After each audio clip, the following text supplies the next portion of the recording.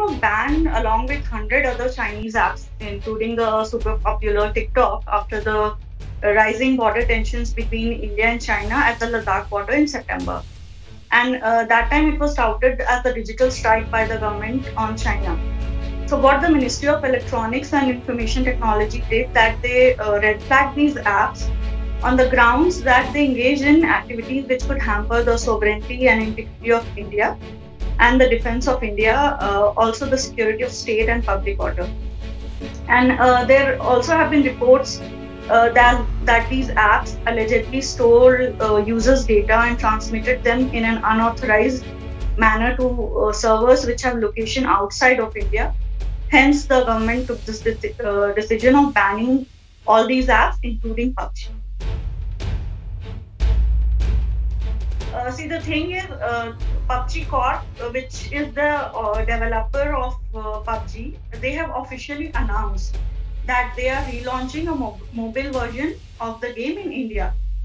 And in a first step towards making this comeback to India, PUBG Corp, which is a subsidiary of South Korea's Krafton, it had snapped ties with Chinese multinational Tencent, which earlier had the publishing rights for the mobile version of the game in the country. And in another move, early November, Krafton, which is the parent company, it had also signed a deal with technology giant Microsoft, adding that its games, including PUBG Mobile, will be hosted on Azure to ensure personal data protection. But however, what needs to be highlighted here is the government has still not given a green signal to the company officially. And the app was banned under Section 69A of the IT Act. So that has to be revoked before PUBG makes an official launch in the country. PUBG has not come up with a date yet when it is going to launch in India. And reports have also suggested that government officials may not budge unless all their concerns are met. But if the issues of data security are addressed, and then there are chances. The gaming streaming platforms are saying that it could be back by December end, and they are eagerly awaiting for a big bang return of the game, so that all their users are back on their platforms also. But officially, there is still no word by when it could return to India. The thing is, PUBG was too big a game to be forgotten in 2 months' time, and it is really crazy the way users were hooked to the game and the way they played it for hours. And I've also spoken with some avid PUBG fans, and they are saying that they will switch once it's back.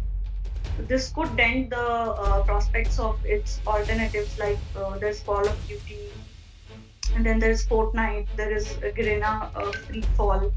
So data points out that around 67% of gamers had switched to Call of Duty after the ban on PUBG. However, it is very likely that these people are going to come back to the PUBG platform, and maybe they would be streaming both the games alternately.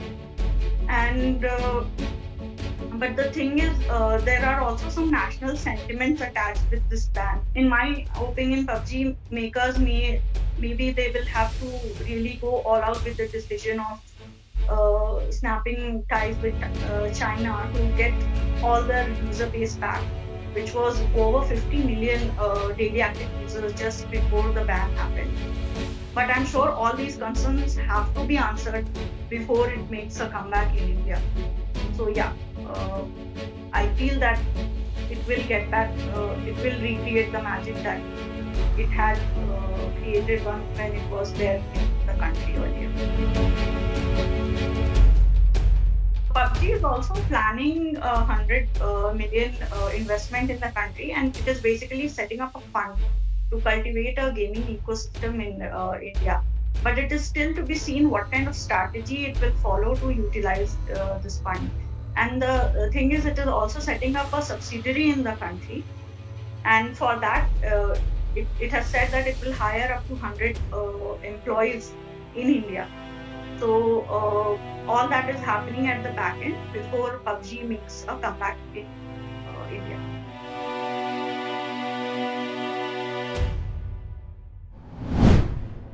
If you like this video, share it and subscribe to Business Standard. For more news, views and insights, log on to www.business-standard.com. Do also follow us on YouTube, Twitter, Facebook, Instagram, Telegram and LinkedIn.